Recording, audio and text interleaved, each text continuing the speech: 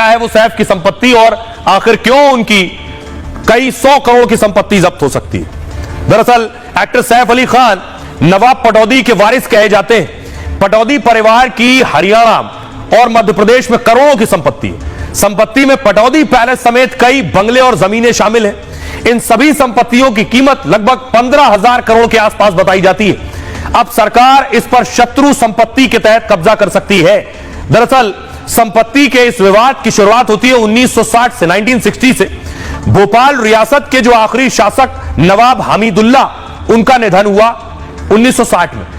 उनका निधन होने पर बड़ी बेटी आबिदा को वारिस बनाया उन्होंने, लेकिन इसके बाद फिर आबिदा चली गई पाकिस्तान। तो जो पाकिस्तान चला गया, संपत्ति छोड़ गया, उसकी संपत्ति हो गई शत्रु संपत्ति। 1968 में शत्रु संपत्ति का कानून बना, यानी 60 में वो गई, कानून बना 68 में, 8 साल बाद। इस कानून के अनुसार विभाजन के दौरान जो लोग पाक चले गए, उनकी सभी संपत्तियों पर सरकार का अधिकार होता है। हालांकि सैफ का जो परिवार है वो हमीदुल्ला की जो दूसरी बेटी है उनका वंशज है।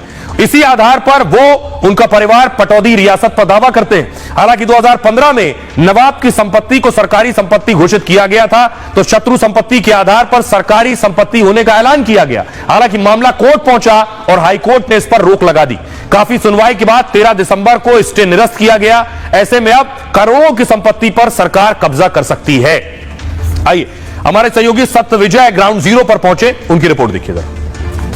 बॉलीवुड अभिनेता सैफ अली खान पर हमले के बाद उनकी प्रॉपर्टी को लेकर भी लगातार चर्चा हो रही है। फिलहाल बात की जाए तो जबलपुर हाई कोर्ट ने आदेश दिया है कि जो पटौदी परिवार की प्रॉपर्टी थी, जैसे कि ये फ्लैग हाउसेस के अलावा भोपाल में सैकड़ों एकड़ में पटौदी परिवार की प्रॉपर्टी है, उससे स्टे हटाने की बात की है।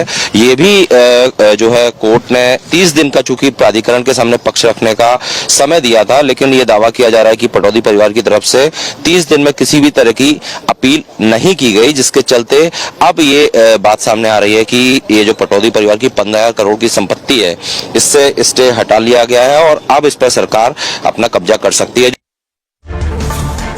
और आइए खबरों में आगे बढ़ते हैं। आज की एक और अगली बड़ी खबर है। बड़ी खबर है, एक बड़ा एनकाउंटर हुआ है। शाह का ऑपरेशन ऑल आउट, और नक्सलवाद के खिलाफ अमित शाह ने ऑपरेशन ऑल आउट की तैयारी कर ली और बाकायदा डेट भी दे दी है कि इस देश से लाल आतंक को खत्म कर दूंगा, और वो हो रहा है। अगली तस्वीर में आपको दिखाऊं। तस्वीर ये आप देख रहे हैं, 20 नक्सली मारे गए छत्तीसगढ़ में। 20 नक्सली ढेर कर दिए गए हैं और बाकायदा 1000 जवानों ने ऑपरेशन चलाया है, तब इन नक्सलियों को ढेर किया है। अगली तस्वीर में आपको दिखाने जा रहा हूं। ये 1 करोड़ का इनामी नक्सली है। सोचिए जरा, ये 1 करोड़ रुपए का इनाम था इस नक्सली के ऊपर, इसे ढेर किया है जवानों ने। एक और तस्वीर दिखाऊं मैं आपको। ये आप देख रहे हैं, इससे पहले एनकाउंटर हुआ जिसमें नक्सलियों की सुरंग देखिए, नक्सलियों ने सुरंग बनाई हुई थी। इस सुरंग के अंदर बाकायदा नक्सली छिपे रहते थे, यही हथियार तैयार करते थे। जंगलों के बीच ये सुरंग बनाई गई थी। 16 जनवरी को जवानों का जोश आई है इस एनकाउंटर के बाद। ये बड़ा एनकाउंटर जो हुआ है, ये वो जवान जिन्होंने नक्सलियों पर एक्शन लिया।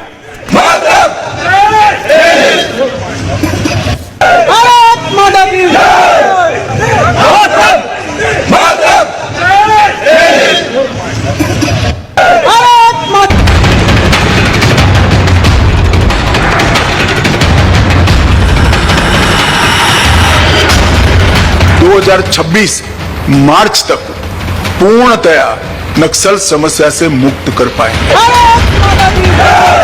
नक्सलियों के खिलाफ ऑपरेशन ऑल आउट जारी है। 4 दिनों में 40 के करीब नक्सलियों को मौत की नींद सुला दिया गया। छत्तीसगढ़ से लेकर महाराष्ट्र तक नक्सलियों के खिलाफ सबसे बड़ा अभियान जारी है। जंगल से लेकर पहाड़ तक, नदी से मैदान तक नक्सलियों का खात्मा हो रहा है। हम देश को 2026 मार्च तक पूर्णतया नक्सल समस्या से मुक्त कर पाएंगे। एक और खबर है, पिछले दिनों मैंने आपको दिखाया था कि पाकिस्तान में एक यूट्यूबर किडनैप हो गया जो मोदी और योगी की तारीफ करता था। वो अचानक गायब हो गया। तस्वीर में आपको दिखाऊं अगली, कि प्रधानमंत्री नरेंद्र मोदी और योगी के ही वीडियो डालता था। अगली तस्वीर देखिए, उसे जब किडनैप किया गया, ये शोएब चौधरी है, वहां यूट्यूब वीडियो बनाते थे। मोदी योगी की तारीफ करते थे, इसलिए देखिए अगली तस्वीर देखिए, किडनैप किया गया वो तस्वीर दिखाइए आप। दूसरी तरफ अगर आप देखिए, रात के अंधेरे में लोग इनके घर पहुंचे हैं और इन्हें उठाकर ले गए। मेरे घर में एंटर होते हैं और मुझे उठा के ले जाए इसके थ्रू। रात के 2 बजे मेरे घर में एंटर होते हैं और मुझे उठा के ले जाए इसके थ्रू। रात के 2 बजे मेरे घर में एंटर होते हैं। मोदी साहब का आसमानों पे नाम लिखा जा रहा है, किसी मुल्क के वजीर आजम जो हैं वो मोदी साहब के पांव छू रहे हैं।